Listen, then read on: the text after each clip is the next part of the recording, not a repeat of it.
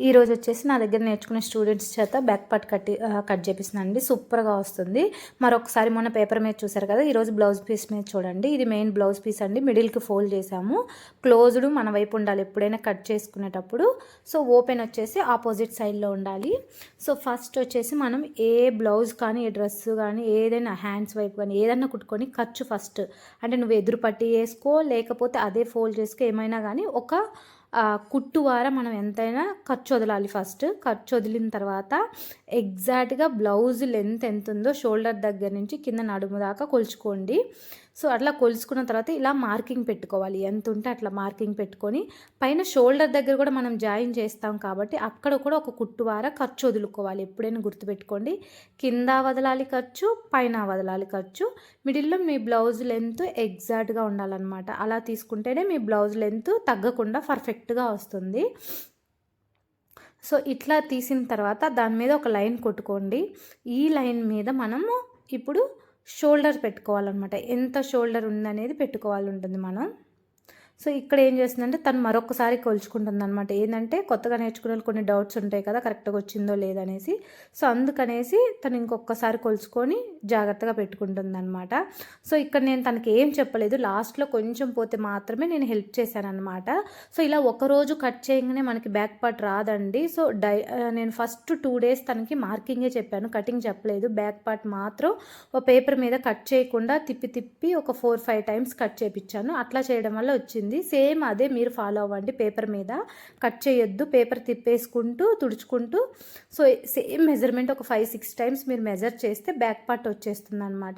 So shoulder చూడండి, ఇట్లా blouse నీట్గా పరుచుకొని ఒక షోల్డర్ నుంచి ఇంకొక షోల్డర్ వరకు తీసుకోవాలి. అయితే లోపల ఖర్చు కూడా ఉంటుంది కాబట్టి ఒక 1/2 inch కానీ ఒక 1/4 inch కానీ ఎక్స్ట్రా తీసుకోవాలి. ఏవైతే ఖర్చులకు ఉందో అంత తీసుకొని దాన్ని మిడిల్కి ఫోల్డ్ చేసి తీసుకోవాలి. ఎందుకంటే ఇక్కడ బ్లౌజ్ వచ్చేసి మొత్తం మనం పరిచాము, కానీ ఇక్కడ క్లాత్ వచ్చేసి ఫోల్డింగ్ చేసాం. బ్యాక్ పార్ట్ ఫోల్డింగ్ మీద తీసుకుంటున్నాం కాబట్టి half of the part తీసుకోవాలి ఎప్పుడైనా. సో ఇక్కడ చూడండి తను టేప్ ఫోల్డ్ చేసుకుంటుంది అనమాట ఎంత ఉందనేసి. సో ఇక్కడ తను 6.5 వచ్చిందనేసి 6.5 పెట్టింది. ఇట్లా 6.5 షోల్డర్ పెట్టింది అనమాట. సో అలా ఎండింగ్ నుంచి ఇట్లా లోపల వైపుకి ఇట్లా పెట్టాలి. ఒక ఎడ్జ్ నుంచి ఇట్లా 6.5 పెట్టింది. అయితే మనం ఒక బ్లౌజ్లో ఏంటంటే షోల్డర్ ఎంత ఉంటుందో ఆర్మ్ హోల్ కూడా అంతే ఉంటుందండి ఎవరి బ్లౌజ్కైనా. సో షోల్డర్ 5 ఉంటే ఆర్మ్ హోల్ కిందకి 5 ఉంటుంది, 6 ఉంటే 6. ఇప్పుడు తను 6.5 ఉంది కాబట్టి 6.5 దగ్గర మార్కింగ్ పెట్టేస్తుంది. సో ఇట్లా మార్కింగ్ పెట్టుకొని ఇలా స్ట్రైట్గా లైన్ కొట్టేసుకోవాలి, క్రాస్ పోకుండా.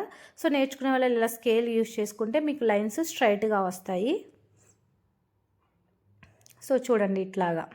సో మీ ఇట్లా ఒక లైన్ ఊరికే కొట్టుకోండి. ఈ లైన్ మీద మనం చెస్ట్ పాయింట్ పెడతామన్నమాట. సో గుర్తుపెట్టుకోండి, కొత్తగా నేర్చుకునే వాళ్ళు న్యూస్ పేపర్ మీద ఒక 5-10 times వరకు మార్కింగ్ పెట్టుకొని తర్వాత క్లాత్ మీద కట్ చేసుకోవాలి. అలా చేస్తేనే మీకు వస్తుంది. అలా కాకుండా ఒకసారి మార్కింగ్ పెట్టి కట్ చేసి ఒకసారి మార్కింగ్ పెట్టి కట్ చేస్తే మీకు పేపర్ వేస్ట్ అవుతుంది, కానీ కటింగ్ రాదనమాట. ఇలా పేపర్ వేస్ట్ అవ్వకుండా కటింగ్ రావాలంటే పేపర్ తిప్పి ఇట్లా ఫోల్డ్ చేసుకుంటూ మార్కింగ్ పెట్టుకోవాలి. అయితే ఇక్కడ చూడండి తను ఆ పెట్టిన షోల్డర్లో షోల్డర్ ఎంత ఉంది, నెక్ ఎంత ఉందని డివైడ్ చేస్తుంది అనమాట. ఏం లేదు, దాన్ని ఎలా తీసుకోవాలంటే షోల్డర్ మీద కొలవాలి. షోల్డర్ ఒకవేళ 2.5 inch ఉందనుకోండి, దానికి ఒక 1/2 inch, ఎందుకంటే ఖర్చు పోతుంది నెక్ వైపు కుట్టడానికి అలాగే హ్యాండ్స్ వైపు కుట్టడానికి. అలా కొంచెం ఎక్స్ట్రా పెట్టుకొని 3కి తీసుకోవాలి. అట్లా తీసి పెట్టుకోవాలి, మిగిలింది నెక్ అవుతుంది. సో అలాగే తర్వాత కింద నడుము, మనం కింద నడుము ఎంత ఉందో కొలుచుకోవాలి. ఇక్కడ 5 inches ఉంది, కింద ఖర్చు వదిలేసి పెట్టాలి. ఆ 5 inches కూడా ఒక చిన్న 2 points కొంచెం ఎక్స్ట్రా పెట్టాలి, ఎందుకంటే మనం కట్ చేసి కుట్టినాక కొంచెం కిందకి దిగుతుంది నెక్. అలా దిగకుండా కరెక్ట్గా రావాలంటే 5కి ఒక 2 points ఎక్స్ట్రా పెట్టుకుంటే అది మీరు మనం కట్ చేసి కుట్టిన తర్వాత ఎగ్జాక్ట్ 5 inchesకి వస్తుంది. సో అది గుర్తుపెట్టుకోండి. ఇలా 2 వైపుస్ ఎడల్పు పెట్టుకొని బాక్స్ లాగా డ్రా చేసుకుంటుంది అనమాట. ఇందులోనే మనకి నెక్ వస్తుంది.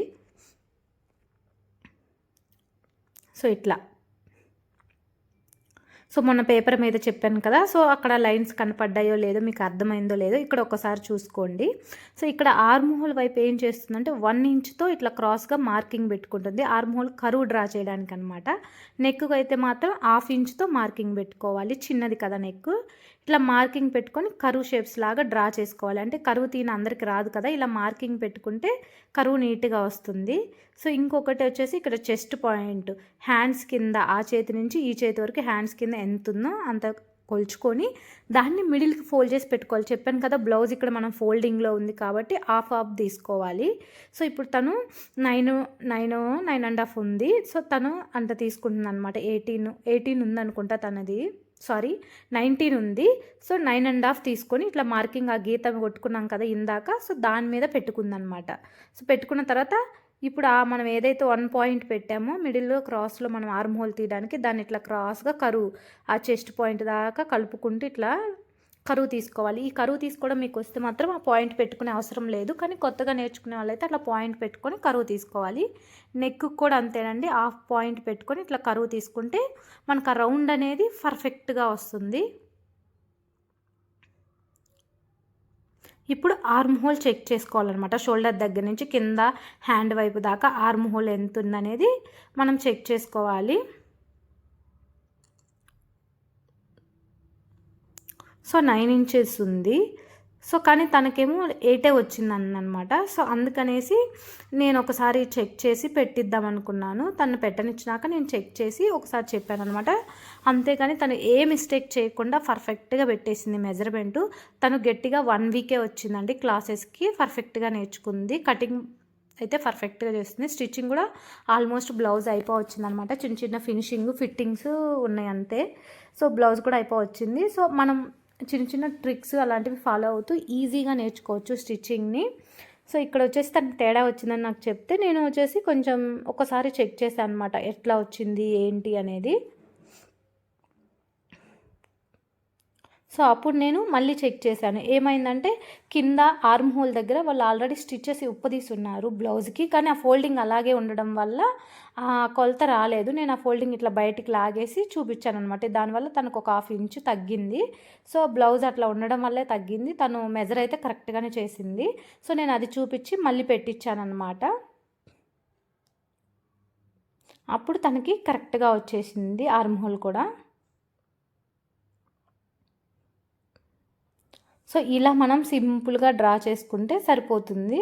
ఒకవేళ ఆర్మ్ హోల్ ఏదైనా తేడా వస్తే అడ్జస్ట్మెంట్స్ చేసుకోవాలి. చెప్పాను కదా, నెక్ ఎక్కువైతే పైకి డ్రా చేసుకోవాలి, తక్కువైతే కిందకి ఇంకా లోపలికి లోతుగా తీస్తే మనకి అడ్జస్ట్మెంట్స్ వచ్చేస్తాయి.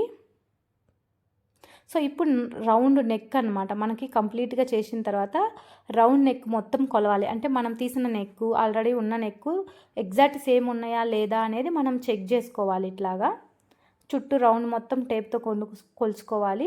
ఇక్కడ ఈ రౌండ్ కూడా హాఫ్ ది పార్ట్, అంటే మనకి మిడిల్కి ఫోల్డ్ చేసాం కాబట్టి ఉన్న దాంట్లో హాఫ్ ది పార్ట్ తీసుకోవాలి. సో ఇక్కడ తనకు వచ్చేసి 11 ఇంచెస్ అంటే 22 ఇంచెస్ ఉంది రౌండ్ మొత్తం. సో మనకి ఈ రౌండ్ వచ్చేసి 11 ఉండాలి. పైన ఖర్చు వార వదిలేసి ఇట్లా చుట్టూ రౌండ్ తిప్పితే మనకి 11 వస్తే ఎగ్జాక్ట్గా వచ్చినట్టు. సో తనకి వచ్చేసింది ఎగ్జాక్ట్గా. సో ఇంతే అండి, ఇట్లా సింపుల్గా తను బ్యాక్ పార్ట్ని కట్ చేసేసింది అనమాట, చాలా ఈజీగా. సో మీరు కూడా ఇలాంటి ఈ వీడియోస్ ఫాలో అవుతూ ఈజీగా సింపుల్గా నేర్చుకోవచ్చు. నేను ఇది ఫాస్ట్ ఫార్వర్డ్లో కూడా పెట్టను, స్లోగానే చూపిస్తాను అనమాట. నేర్చుకునే వాళ్ళు ఎవరన్నా ఉంటే ఈ వీడియో చూసి మీరు నేర్చుకోవచ్చు. సో ఇట్లా ఏదన్నా కొంచెం వచ్చేటప్పుడు చిన్న చిన్న అడ్జస్ట్మెంట్స్ చేసుకోవచ్చు. తను 3 షోల్డర్ పెట్టింది కదా, అది ఒక 2 పాయింట్స్ తగ్గింది, దానివల్ల కొంచెం నెక్ ఎక్కువైంది. సో అందుకని మళ్ళీ షోల్డర్ నీట్గా కరెక్ట్గా పెట్టించి ఆ ఒక్క పాయింట్కి అడ్జస్ట్ చేయించాను అనమాట. సో ఇప్పుడు రౌండ్ కొంచెం నీట్గా తీస్తే పైకి కరెక్ట్గా వచ్చేసింది. సో ఇట్లా అనమాట. సో నేర్చుకోవాలనుకున్న వాళ్ళు ఎవరైనా ఫస్ట్ పేపర్ మీద అంతా డ్రా చేసేసుకొని నీట్గా మీకు కొంచెం వచ్చింది అన్నప్పుడు ఏమైనా పాత క్లాతులు శారీస్ కానీ లుంగీలు కానీ అట్లాంటి వాటి మీద ట్రై చేసి 1-2 బ్లౌజులు కుట్టినాక ఇలా రావాలి. తనైతే ఇంకా వాళ్ళ అమ్మ బ్లౌజ్ అనమాట, లైనింగ్ బ్లౌజ్ కుట్టడానికి ఇది కట్ చేస్తుంది అనమాట లైనింగ్. సో తను లైనింగ్ బ్లౌజ్ కూడా కుడుతుంది ఈరోజు. మొత్తం తనే ఓన్గా పెట్టేసింది, మ్యాక్సిమం ఆల్మోస్ట్ 90% తను పెట్టేసింది. కాకపోతే చెడిపోద్దేమన్న భయంతో నన్ను పక్కనే ఉండమనింది అనమాట, అంటే ఏమైనా మిస్టేక్స్ జరిగితే చెప్పడానికి అనేసి. సో అట్లా తను మొత్తాన్ని కంప్లీట్ చేసేసింది. సో ఈ వీడియో మీకు ఎలా అనిపించింది, మెజర్మెంట్స్ కానీ ఏమన్నా అర్థం కాలేదా, లేకపోతే ఇంకేమన్నా డౌట్స్ ఉన్నాయా మీరు కామెంట్ చేయండి. ఇంకెలా చెప్తే మీకు అర్థమవుతుంది, ఇంకెలాంటి వీడియోస్ కావాలి అనేది కూడా మీరు నాకు కామెంట్ చేయండి. కామెంట్ చేస్తేనే నాకు తెలుస్తుంది ఏం చేయాలి, ఏ వీడియోస్ చేయాలి, ఎలా చెప్తే మీకు అర్థమవుతుంది అనేది. సో ఫైనల్గా తను కట్ చేసేసింది బ్లౌజ్. ఇది వచ్చేసి బ్యాక్ పార్ట్ అండి. ఇలా బ్యాక్ పార్ట్ని ఒక 2-3 డేస్ ఇట్లా మార్కింగ్ పెట్టుకొని కట్ చేసుకుంటేనే ఒక 1 or 2 డేస్లో బ్యాక్ పార్ట్ కంప్లీట్గా ఫుల్ డీటెయిల్స్తో మీకు వచ్చేస్తుంది. ఇంక అంతకంటే ఎక్కువ టైం పట్టదనమాట బ్లౌజ్కి.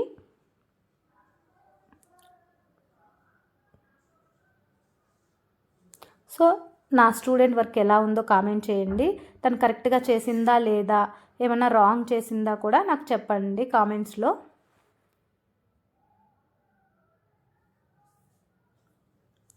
వర్క్ అనేది నీట్గా ఉందా లేదా అది కూడా కామెంట్ చేయండి.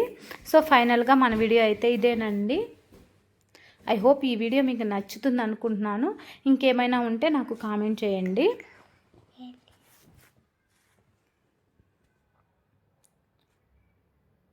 సో ఇది వచ్చేసి క్రాస్ కట్ బ్లౌజ్కి బ్యాక్ పార్ట్ అనమాట. సో నేను ఒక్కొక్కటి చిన్న చిన్న బిట్స్గానే చెప్తాను. మొత్తం బ్లౌజ్ ఒకటే రోజు చేస్తే క్లమ్జీగా మీకు అర్థం కాదు. కాబట్టి బ్యాక్ పార్ట్ ఒక రోజు, ఫ్రంట్ పార్ట్ ఒక రోజు చెప్తాను. దాన్ని మీరు రిపీటెడ్గా ప్రాక్టీస్ చేస్తే వస్తుంది. నేను ఒకటే వీడియో పెట్టానని మీరు ఒకటేసారి చేస్తే రాదనమాట. దాన్ని రిపీటెడ్గా మనం చేస్తూ ఉంటేనే అది వస్తుంది. సో మీరు ప్రాక్టీస్ చేసేటప్పుడు మాత్రం రిపీటెడ్గా చేయండి. సో ఇట్లా రౌండ్ నెక్లు కొంచెం ఫస్ట్ టైం ట్రై చేసేటప్పుడు మాత్రం ఈ రౌండ్లు అవి నీట్గా తిరగవు. సో అవి మీరు భయపడకుండా నీట్గా తిప్పుకుంటూ చేసేసేయండి.